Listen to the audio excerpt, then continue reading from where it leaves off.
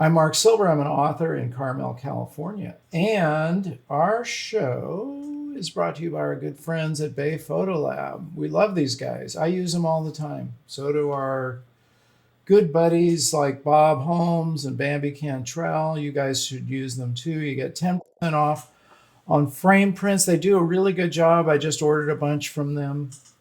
And what's great about it is so no hassle. If you have ever messed around with doing your own framing, I do not recommend it. It's too easy to get something messed up, doesn't work. It's a little off. There's a piece of dust in there or something. It's a real royal pain.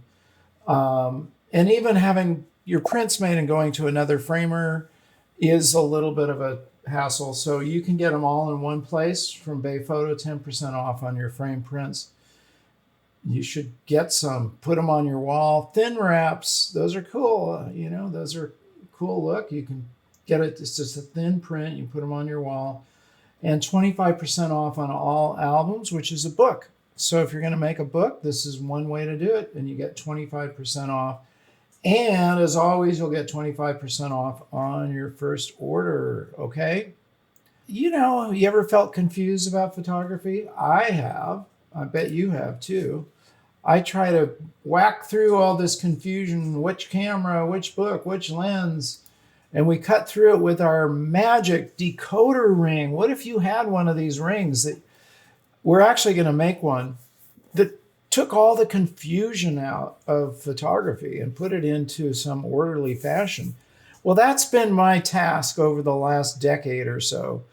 I've done well over 1,000 hours of interviews with various photographers and my own study over the last 50 years, really trying to pull this thing apart and put it into a logical sequence. And it came out like this: the 5 stages of photography, which is the magic decoder, visualization, getting it in your mind's eye before you press the shutter, knowing your equipment, capturing, which is what we're going to be talking about today, composition and lighting primarily, processing your images, and then finally getting them out to the world.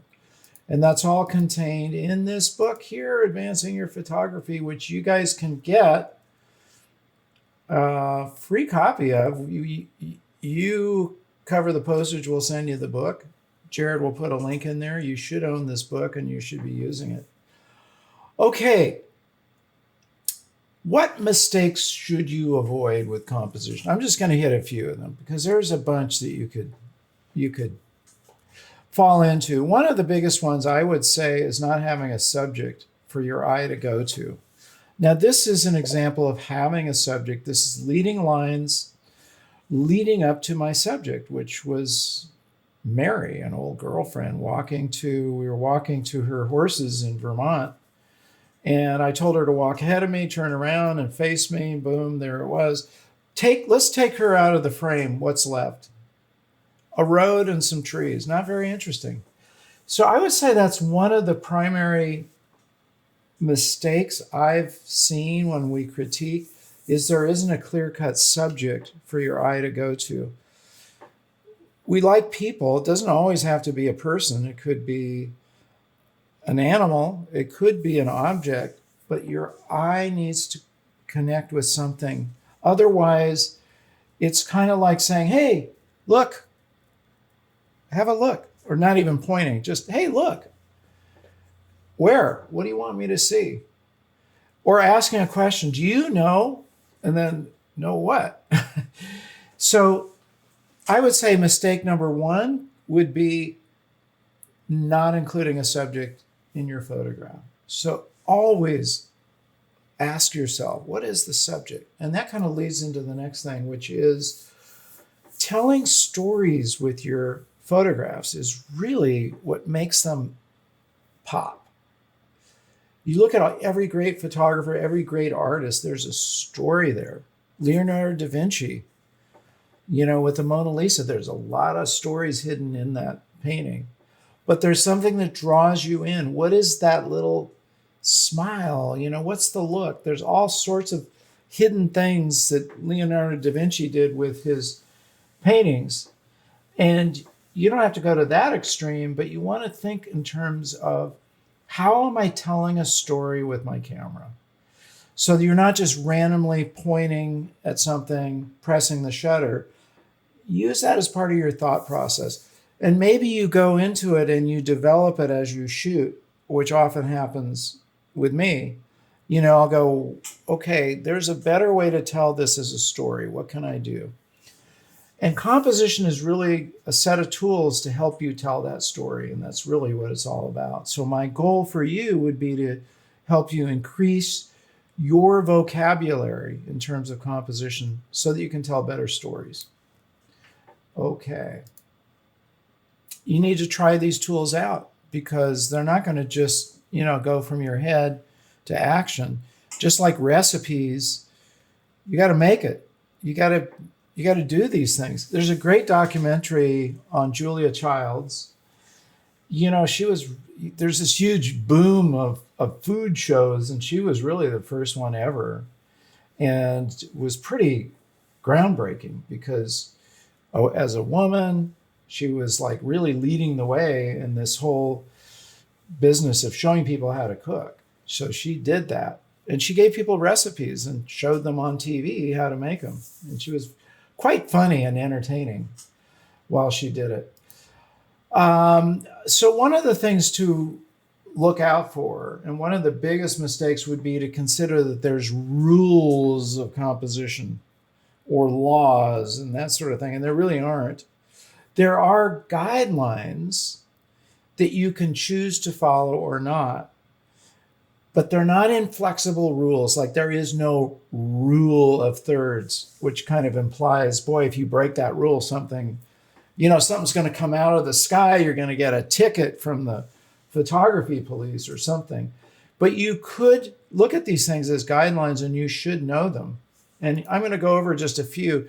Remember, you got to train your eye. Your eye, like everything else, has to be trained. Okay, for you basketball fans, how about the Warriors? They're in my hometown here practically. In the NBA, and you look at these guys, how much training do they do? Like for a free throw, shouldn't they be able to hit it every single time? They don't always. They got to keep training and training and training to get those shots. And you have to do the same thing with your eye. You got to train your eye to find photographs. They don't just pop out. And it's not just something you do occasionally, it's something you should do every single day. Look for photographs, whatever environment you're in. And maybe the more mundane it is, the more you should look to find a photograph. You're standing in line at the supermarket and you go, there couldn't possibly be a photograph here. There is one there. So just go for it.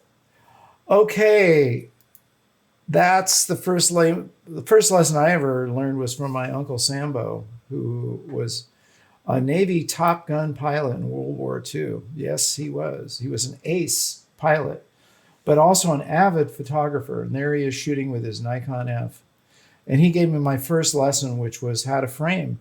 Framing is one of those tools you use over and over again. Just like in cooking, you have a cooking knife, a chef's knife. You're going to use it constantly. That's what framing is. And there's a lot of ways to frame, and you should be aware of them. I put all this stuff in my book on composition. Some of them are in this book, but many of them are, I put 83 in my composition book. Framing puts an edge or a border on your photograph, and it gives it some depth, adds interest, adds a layer. It could be a branch. It could be a doorway. It could be a window like this photograph I took in senior year of high school when I was in Mexico. Perfectly framed. I mean, you can't get more obvious framing than this. The window makes a great frame. Doors make a great frame. The edge of a building or an edge of a tree makes a great frame. But it's one of these magical tools. If you constantly look, you'll find a frame there somewhere. And you put yourself in a position where that's framed. This is an incredible photograph by our friend Bob Holmes. And look at the framing between these two priests. Here's the one that's doing the singing. The other thing that's awesome about this photograph is the light that's coming from the book. I assume he either has a little candle there or maybe a flashlight, whatever it is, but you've got this incredible presence of light coming out of the book onto his face. And that is a fabulous photograph. So that's kind of 2 points in one. That's one is framing, the other is looking for light that comes out of the frame, which isn't always there. In this case, Bob did find it and press the shutter right at the right moment. I mean, look at all the expression on his face. His mouth is open while he's singing. He's kind of leaning on one leg here. This leg is kind of stable and he's kind of leaning. There's so many cool things about this photograph that, the squares giving diagonal lines here, that adds some vitality to the photograph. And the columns not, interfering with the photograph. So he moved out of the way so this column isn't like bang right here in the center of his head or something. All those elements, this is Bob Holmes. So the other thing you should always use as a possible tool, and as I crossed out the law of thirds, it's not a law. This is from David Smith, gave this tip about you can use this, and it often does work. And one of the ways it works is that you think in terms of you're shooting an animal, photographing them, or a person, and they're looking out of the frame. Leave space for them to look into. If you cut this off, like if we move this frame over here and the zebra's looking into this tiny little space, there's going to be something weird about it. It's just not going to feel right. It's going to feel kind of closed in and claustrophobic. So that's something, whether you're using the rule or the guideline of thirds or not, always think in terms of where your subject is looking and leave space for them, because it actually does make a difference in how we perceive that. Same thing here with this leopard. It's looking down, leave space below it. Same thing. Okay, I'm going to hit a few more of these. There could be a false belief that you just walk around and look at the world from eye level all the time, and you're going to miss a ton of shots that way. In fact, one of your biggest tools is angles, the use of angles, and that's something you want to constantly be utilizing. This is called a Dutch angle in filmmaking. It means you're turning your camera at an angle.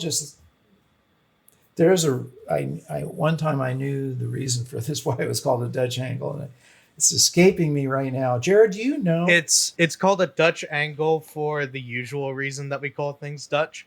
Which is? It's Deutsch is Germany. That's what they call it. Oh, yes. And so it's like Pennsylvania Dutch in the United States, where they thought because they were saying they were Deutsch, that meant they were Dutch, but that's just Dutch for German. So it was German filmmakers used a tilted angle in horror films to add an element of unease. So they called it a Dutch angle. Well, thank you, Jared. Yes, I kind of remember reading that a long time ago. Dutch angles are really interesting. In this case, it does add a feeling of sort of suspense, or not terror, but things are off balance already, and it makes it even more off balance. It's a tool. Look around for times where you can use that. And another really powerful thing, of course, is to angle up. Now, what do you do when you're going to take a picture of the Eiffel Tower that's been in a million postcards? Well, one thing is you look for a different angle. And maybe you shoot it in black and white like I did. And that's another use of angles. It can be really tough when you go to a really iconic spot like Paris or Yosemite or, any place where Golden Gate Bridge, where people have shot a million photographs. You got to come up with your own take on it. So the use of angles is a really important set of tools, and it is contained in Advancing Your Photography here. High angles give a feeling of superiority, thank you, to you as the viewer. We're looking down on these doggies, and it makes them appear a little bit smaller, just because it's not a super high angle, but it is looking down on the dogs, and it creates a feeling like, you're above them. You can feel that. We'll show you some other alternatives to this. And this is a great shot by our friend Bob Holmes of these two monks with this huge array of, I think these are condiments mostly, maybe not. But if he had shot them straight on, you wouldn't see that. You just sort of see edges of the bowls, and it wouldn't be that interesting. So he chose an angle to look down and capture them. Notice they're cut off from the edge of the frame. But it's perfect framing because what we've got is this sort of big array, and we've got enough of them to see their expressions. Classic photograph, Bob. This is another use of overhead. This is also Bob Holmes shooting a winery, and it's in filmmaking, we call it a location shot. So it's giving us, where is this set of photographs located? The other cool thing about this, so he shot this with a drone, obviously, but the tractor being red against the green is a great contrast. And that's a punctuation point right there of this tractor. Low angles can speed up the motion and also command attention. So there's that other dog viewpoint. This is from Hunter Friedman, looking up at the doggies. They appear much bigger, right? They're front and center. You get the idea that the dogs are really commanding this frame.